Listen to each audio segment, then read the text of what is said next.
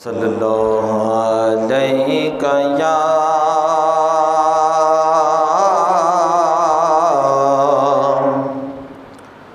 رسول اللہ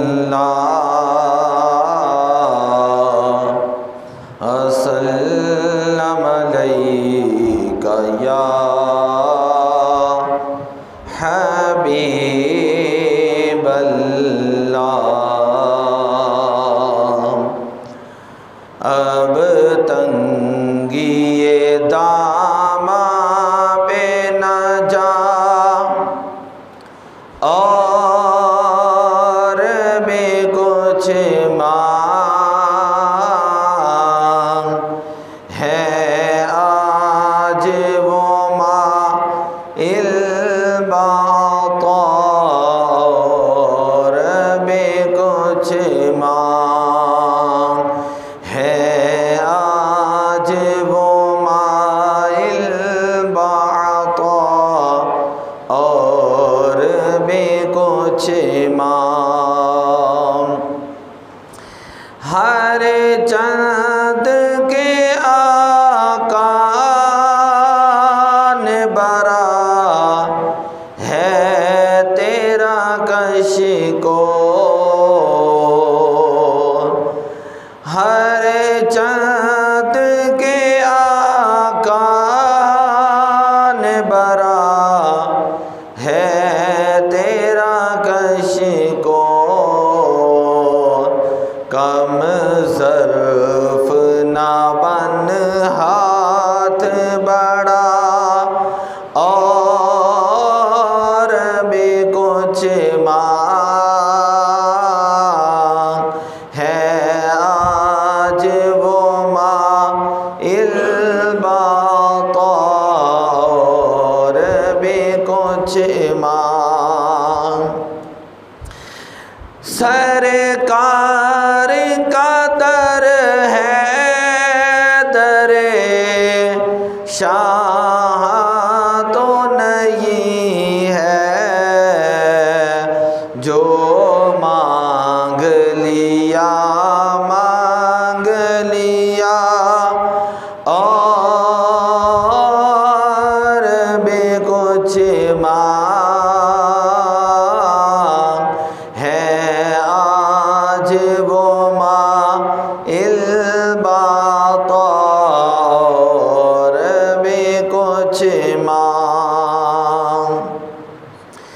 مانا کہ اسی در سے غنی ہو کے اٹھا ہے، مانا کہ اسی در سے غنی ہو کے اٹھا ہے، پھر بھی در سرکار پہ جا، اور بھی کچھ مانگ ہے آج وہ مائل بعطا، اور بھی کچھ مانگ۔ جن لوگوں کو یہ شک ہے کرم ان کا ہے محدود، جن لوگوں کو یہ شک ہے کرم ان کا ہے محدود، ان لوگوں کی باتوں پہ نہ جا، اور بھی کچھ مانگ ہے آج وہ مائل بعطا، اور بھی کچھ مانگ۔ اب تنگی داماں پہ نہ جا، اور بھی کچھ مانگ ہے آج وہ مائل بعطا، اور بھی کچھ مانگ۔ اللہ تعالیٰ دی حمد و ثنا امام الانبیاء حبیب کبریا احمد مجتبی سیاح لا مقام سرور انس و جام شاہد ما طغی رازدار ما اوحی سر الاسرار سید الابرار احمد مختار حضرت سیدنا محمد الرسول اللہ صلی اللہ علیہ وسلم کی بارگاہ اقدس کے اندر ہدیہ عقیدت پیش کرنے کے بعد قرآن کریم والفرقان حمید کے اندر اللہ تبارک و تعالیٰ نے ارشاد فرمایا وَلَوْ أَنَّهُمْ إِذْ ظَلَمُوا أَنفُسَهُمْ جَاءُوكَ فَاسْتَغْفَرُوا اللَّهَ وَاسْتَغْفَرَ لَهُمُ الرَّسُولُ لَوَجَدُوا اللَّهَ تَوَّابًا رَحِيمًا۔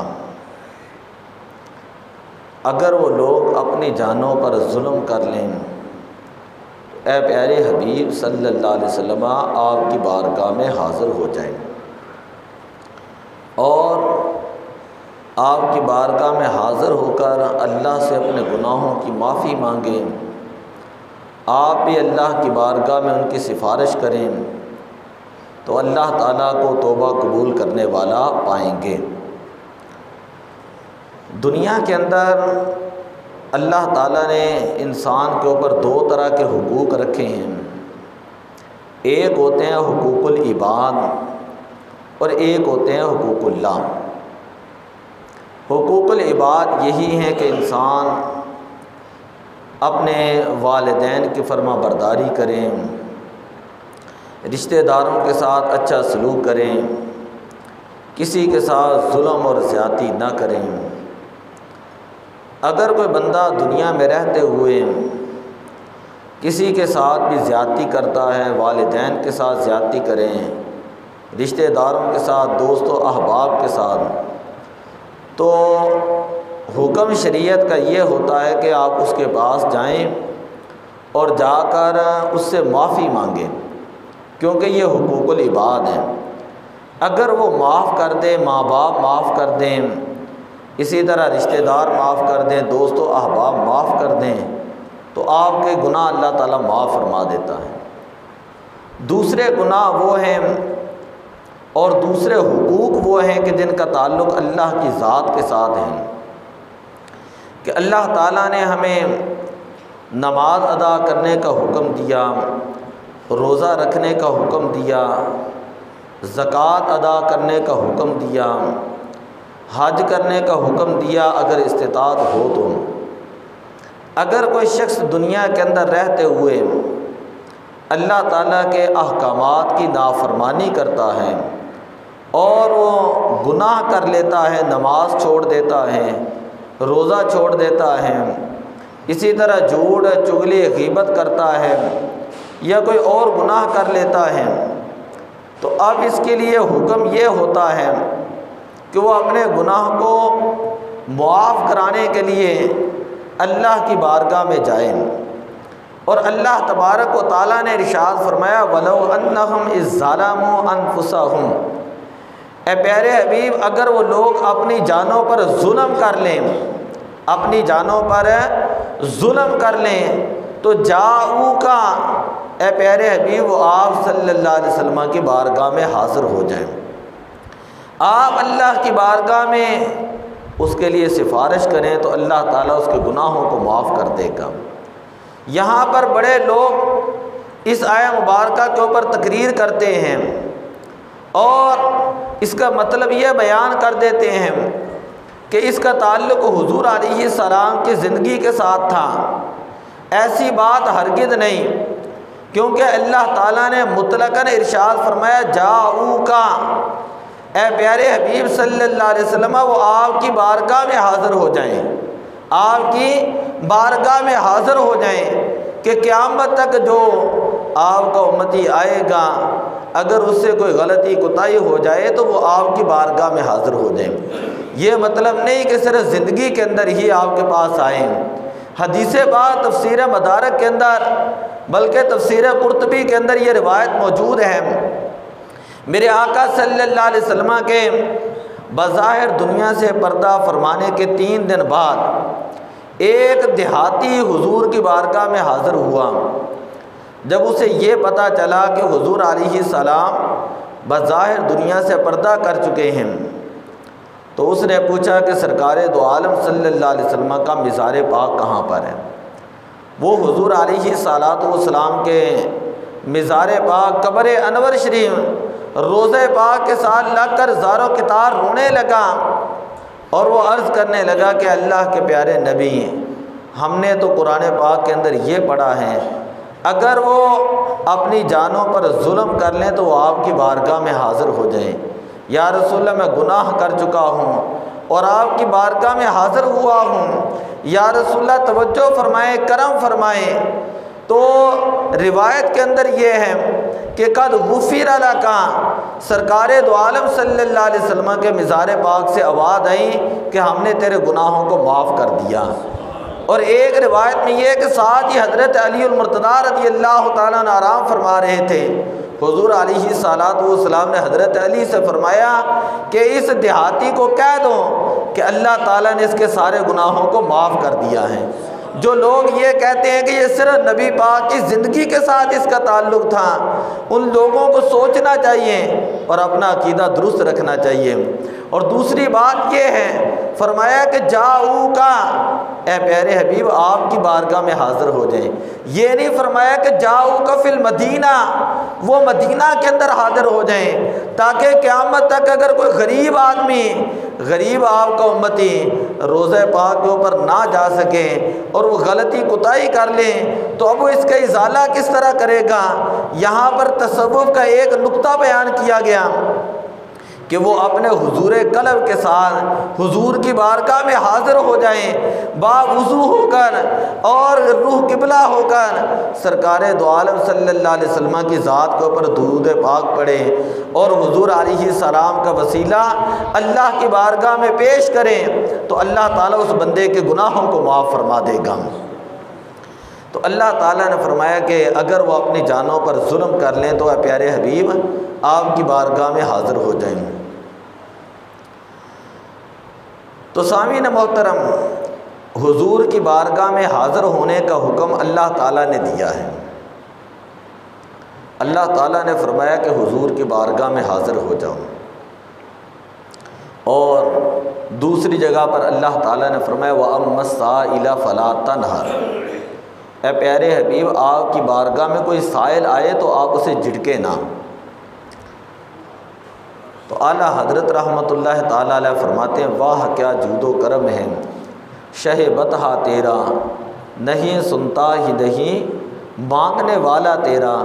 سرکار صلی اللہ علیہ وسلم کی بارگاہ میں آج تک نہیں کا لفظ یہ موجود نہیں کہ سرکار دو عالم صلی اللہ علیہ وسلم سے کسی نے کوئی سوال کیا ہو اور حضور علیہ السلام نے لا فرمایا ہو کہ وہاں پر لا کی گنجائش ہی نہیں، حضور علیہ السلام نے اسی وقت عطا فرما دیا۔ اسی لیے اعلیٰ حضرت رحمۃ اللہ تعالیٰ علیہ فرماتے ہیں کہ میرے کریم سے گھر قطرہ کسی نے مانگا دریا بہا دیے ہیں، در بے بہا دیے ہیں۔ وہاں پر تو حال یہ ہے کہ ایک قطرہ مانگا جاتا ہے تو دریا جو ہے وہ بہا دیے جاتے ہیں، در بے بہا دیے ہیں۔ در جو ہے موتی کو کہا جاتا ہے کہ سرکار کی بارگاہ میں موتی جو ہے وہ بے بہا دیے جاتے ہیں۔ لوگ تو یہاں پر اس شعر کو پڑھتے ہی غلط طریقے پر ہیں کہ میرے کریم سے گر قطرہ کسی نے مانگا، میرے کریم سے گر قطرہ کسی نے مانگا، دریا بہا دیے ہیں اور در بے بہا دیے ہیں، یعنی موتی بھی بے شمار حضور نے عطا فرمائے ہیں۔ ایک صحابی رسول ہیں حضرت ربیعہ بن کعب رضی اللہ تعالیٰ عنہ، رات کے وقت حضور علیہ السلام کو ایک مرتبہ وضو کے لیے پانی پیش فرماتے ہیں۔ اس طرح پانی پیش کرتے ہیں، حضور علیہ السلام کا وضو کروا رہے ہیں، دریائے رحمت جوش میں آتا ہے۔ حضور علیہ السلام نے فرمایا سل ربیعہ، اے ربیہ مانگو کیا مانگتے ہو؟ عرض کی یا رسول اللہ نے آپ کی صحبت عطا فرمائی، ایمان عطا فرمایا، اور اللہ تعالیٰ نے ہمیں قرآن عطا فرمایا، یا رسول اللہ سبھی کچھ آپ کا دیا ہوا ہے۔ حضور علیہ السلام نے فرمایا سل ربیہ، اے ربیہ مانگو کیا مانگتے ہو؟ تو فقال اسألک مرافقتک فی الجنہ، کہ یا رسول اللہ جنت کے اندر آپ کا جو ہے میں ساتھ مانگتا ہوں۔ میں چاہتا یہ ہوں کہ جس طرح دنیا کے اندر آپ کی خدمت کے لیے ڈیوٹی لگی ہے، اسی طرح جنت کے اندر بھی آپ کی میں خدمت کرتا رہوں۔ حضور علیہ السلام نے فرمایا آوا غیر ذالک، کہ اے صحابی کیا اس کے علاوہ بھی کوئی چیز چاہیے؟ عرض کالا ذاک، عرض کی یا رسول اللہ اتنا ہی کافی ہے۔ تو حضور علیہ السلام کے کرم کی ذرا بات سنیں، آپ نے یہ نہ فرمایا کہ اے ربیہ یہ چیز مانگ لو، یا یہ فلاں چیز مانگ لو، یا یہ فلاں چیز مانگ لو، بلکہ مطلقاً فرمایا سل ربیہ، کہ اے ربیہ تم مانگو جو مرضی مانگو۔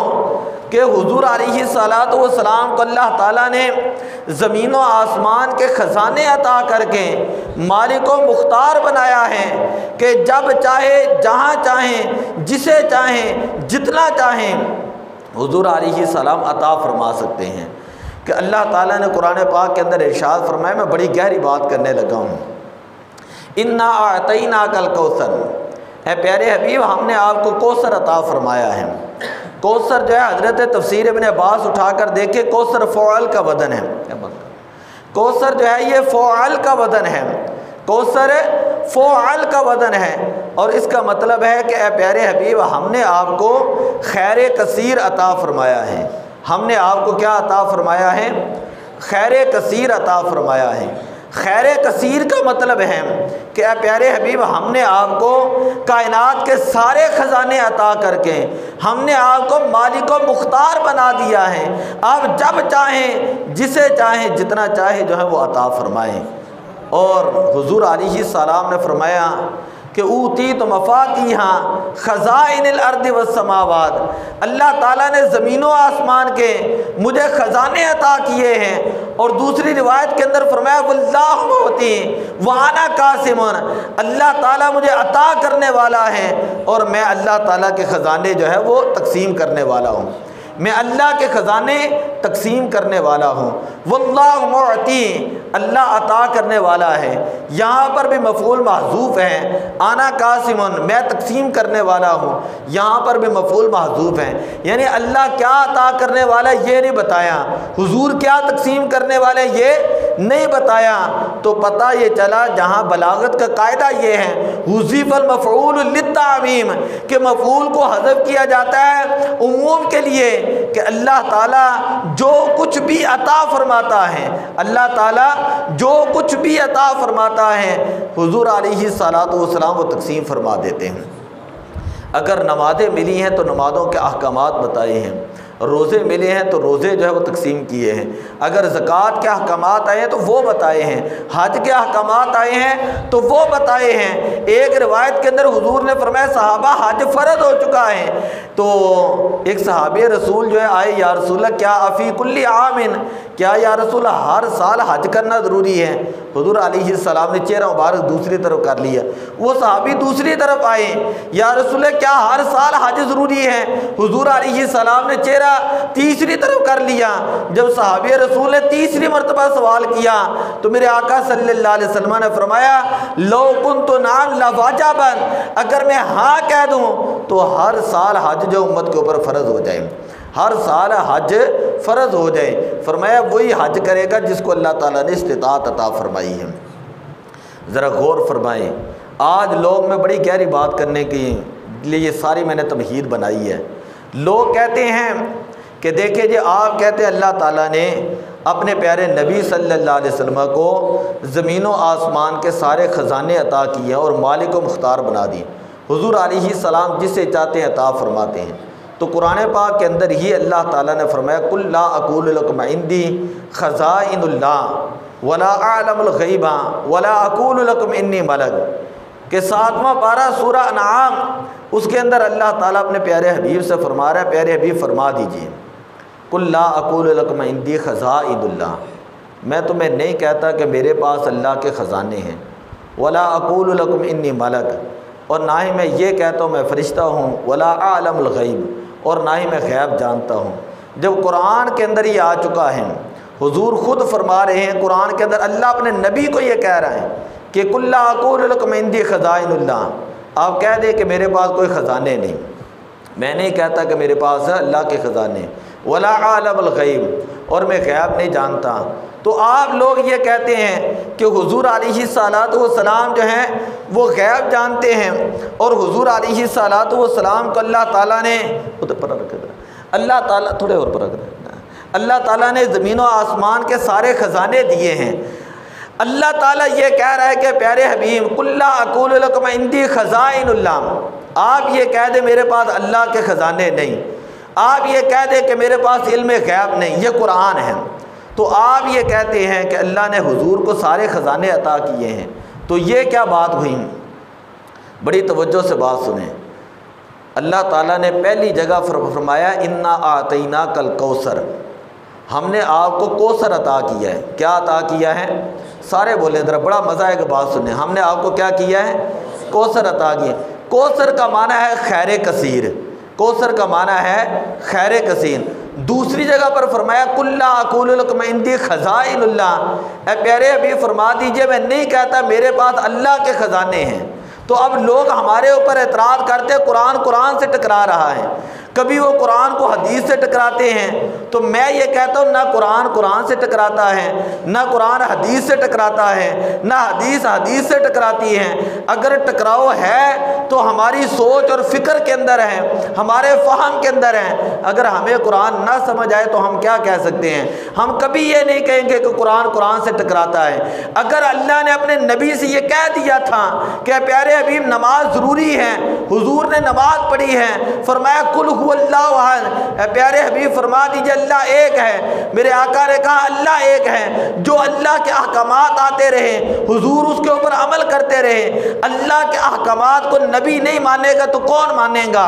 لیکن جب یہ حکم آیا قل لا اقول لکم عندی خزائن اللہ، اگر حضور کے پاس خزانے نہیں تھے تو پھر حضور علیہ السلام نے یہ کیوں فرمایا اوتیت مفاتیح خزائن الارض والسماوات، کہ اللہ تعالیٰ نے مجھے زمین و آسمان کے خزانے عطا فرمائے ہیں۔ قرآن کے اندر یہ موجود ہے کہ کوئی خزانے نہیں، ادھر حضور فرما رہے ہیں زمین و آسمان کے خزانے ہیں۔ تو اب کیا بات ہے؟ اب سمجھنے والی بات یہ ہے کہ بلاغت کا قاعدہ ہے، بلاغت کا قاعدہ یہ ہے، بلاغت دا اصول ہے، یعنی بلاغت کا قاعدہ یہ ہے کہ ہمیشہ کلام بلیغ تب ہوتا ہے جب مقتضۂ حال کے مطابق گفتگو کی جائے، سامنے والے کے مزاج اس کی طبیعت کے مطابق گفتگو کی جائے۔ جب انسان کے سامنے اس کے والد آتے ہیں تو ہم الگ انداز کے اندر گفتگو کرتے ہیں، بیٹا آتا ہے الگ انداز کے اندر گفتگو کرتے ہیں، اپنے آتے ہیں تو الگ انداز کے اندر گفتگو کی جاتی ہے، بادشاہ آتا ہے الگ انداز کے اندر گفتگو کی جاتی ہے، کو بیگانے آ جاتے ہیں الگ انداز کے اندر گفتگو کی جاتی ہے۔ بلا تمہید و بلا مثال اللہ تعالیٰ نے اپنے پیارے حبیب علیہ السلام سے فرمایا اے پیارے حبیب جب آپ کی بارگاہ میں کفار آ جائیں، جب آپ کی بارگاہ میں مشرکین آ جائیں، جب آپ کی بارگاہ میں منافق لوگ آ جائیں تو آپ یہ کہیں قل لا اقول لکم عندی خزائن اللہ، میں تمہیں بتاتا ہی نہیں کہ اللہ کے خزانے کتنے میرے پاس ہیں۔ یہاں پر قول کی نفی ہے، یہاں پر مالک ہونے کی نفی نہیں، یہاں ملکیت کی نفی نہیں، لیکن اے پیارے حبیب صلی اللہ علیہ وسلم جب آپ کی بارگاہ میں ابو بکر صدیق آ جائیں، عمر فاروق آ جائیں، عثمان غنی آ جائیں، علی المرتضیٰ آ جائیں، صحابہ کرام آ جائیں، عاشقان رسول آ جائیں، محبت کرنے والے آ جائیں، تو آپ فرمائیں کہ ابو بکر فی الجنہ، عمر فی الجنہ، عثمان فی الجنہ، علی فی الجنہ، طلحہ بن عبیدہ فی الجنہ، زبیر بن عوام فی الجنہ۔ کبھی خلفائے راشدین کو حضور جنت کی بشارت دے رہے ہیں، کبھی عشرہ مبشرہ کو حضور ایک مجلس کے اندر جنت کی بشارت دے رہے ہیں۔ اگر اللہ تعالیٰ کے خزانے نہیں تھے تو حضور جنت کیسے تقسیم فرما رہے ہیں؟ کوئی گویا مطلب یہ سمجھ میں آیا، بات یہ سمجھ میں آئی کہ وہ دین کے جو ہیں، جو کافر ہیں، جو مشرک ہیں، جو منافق ہیں، جو دین کے ڈاکو ہیں، وہ دین کے چور ہیں، اور جو ڈاکو اور چور ہوتے ہیں ان کو خزانوں کا پتہ نہیں بتایا جاتا۔ جو محبت کرنے والے ہوتے ہیں وضو کرواتے صحابی رسول، حضور فرماتے سال ربیہ، عرض کی یا رسول اللہ جنت چاہیے، میرے آقا نے یہ نہیں فرمایا کہ جنت تو میرے پاس موجود ہی نہیں، کوئی دنیا کی کوئی چیز مانگ لو، کوئی کولی پیالی مانگ لو، کوئی تلوار مانگ لو، کوئی گھوڑا مانگ لو، کوئی خادم مانگ لو۔ عرض کی یا رسول